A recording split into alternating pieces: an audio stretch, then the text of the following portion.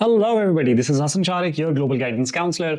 The other day, I had a parent come to my office here in Lahore, Pakistan, along with his son, who is waiting for his A-levels result.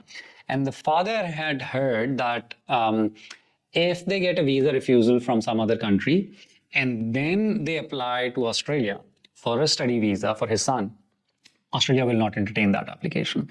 Um, Although Australia wasn't their first choice, but just because of this, they were considering applying to Australia first. So this made me think that this is the right time to make a video about this, because a lot of students who've completed their A-levels or intermediate, as well as students who've completed their bachelor's degree in May, June, July, are looking at applying for the Jan or Feb session, and there might be this confusion, and some of you might miss out on Australia if you do not plan properly. So for details, watch the video till end.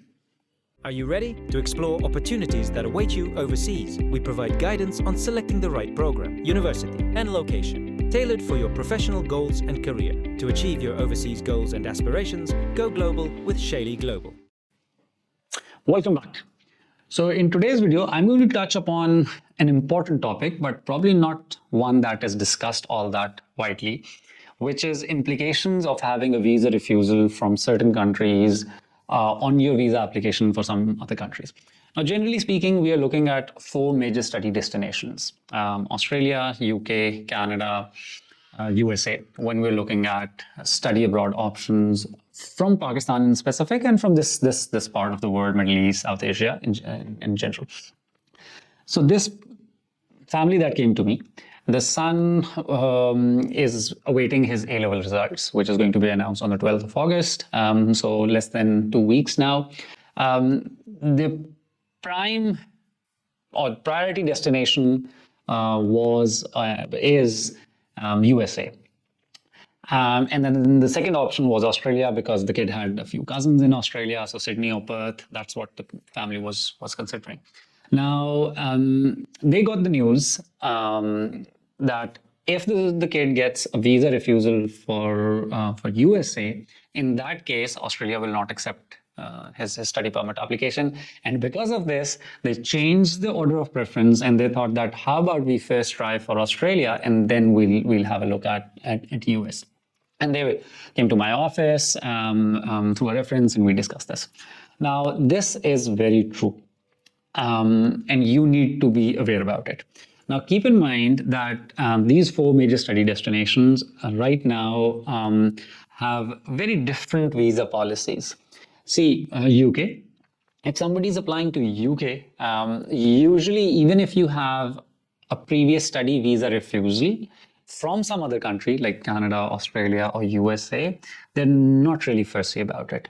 There is a very small number of universities which will say that we will not accept your application because you've already had a visa refusal from a different country. Even those that do, they say that, okay, if it is a very recent one, we might not entertain you, but if it's been a while, then no issues at all. But I'd say good about 90-95% of UK universities, if you disclose the fact that you've had a visa refusal from some other country, and otherwise you meet the requirements in terms of the bank maintenance requirement and all other things, they would have no issues. So UK, not so much of an issue. You can apply somewhere else, try your luck over there. If it doesn't work out, UK is still there. Canada, when it comes to Canada, if you've had a refusal from any other country, you have to disclose this as part of your application. Canadian universities will have absolutely no issue. Even if you had a visa refusal from another Canadian institution, like you applied for a different Canadian university and you had a visa refusal, and now you're applying for admission in this institution and then getting a PAL or your LOA through them, they wouldn't have much of an issue. So if you have a refusal from somewhere else, you can still try your luck in Canada. But with a visa refusal from another major country, your chances of being approved become a little less, because these days the Canadian immigration system is being restrictive and a little strict as well. But there's no bar. At my immigration firm based out of Toronto, we've actually helped clients in their fourth or fifth study permit application where they had 3 or 4 refusals by Canada, by IRCC, and we were able to get them through. So not so much of an issue. It's not a blanket no. When it comes to US, when you apply for a US visa, you have to go there in person and you have to disclose that you've had a refusal in the past. Now that does have an impact, because if the officer asks that, okay, you've had a visa refusal, why was that so? It becomes a little difficult to prove to an officer, and usually you have about 2 to 3 minutes, about 2 to 3 questions. It becomes difficult, but then again, there's no blanket policy. Even with the US, if you've had a study visa refusal for US, and you book an appointment after a week and you go there and you get that, you do well in that interview, you could easily get a visa for US. So refusal from other countries, until and unless that the reason is on a genuineness of intention, is not really an issue. It's still safe. Now come to Australia. With Australia right now, the international student program is seeing a lot of restrictions, and with countries which are deemed high risk, Pakistan being one of those, many other South Asian countries being in that list.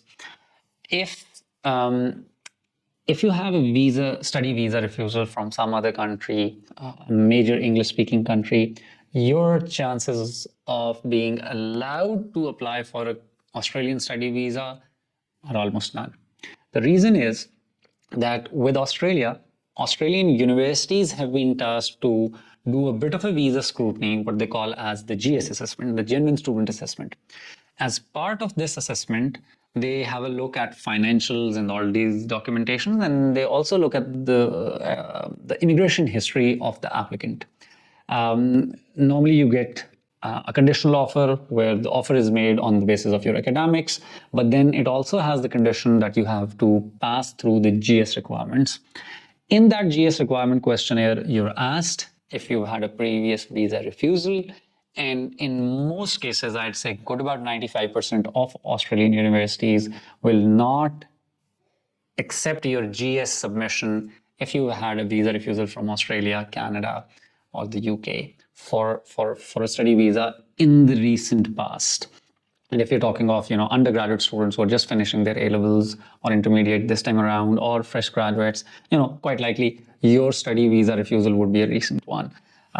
So based on this, if Australia is within your top considerations to apply for admission in February, because most of Australian universities would have their sessions start in February, UK, USA, Canada, January, you should try your luck first for Australia. If, God forbid, you have a visa refusal, if you apply to US or UK or Canada, you still have a realistic chance. But if it is other way around, like you apply to Canada first, you get a refusal, and then you apply to Australia, you're not going to get through.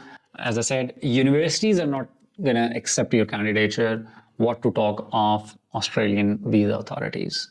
Do keep in mind that for Australia, when you are preparing your GS documents, if this is your first study visa application, there's a much stricter, much deeper requirement in terms of the financials and the visa support documentation that you have to provide, the GS documentation.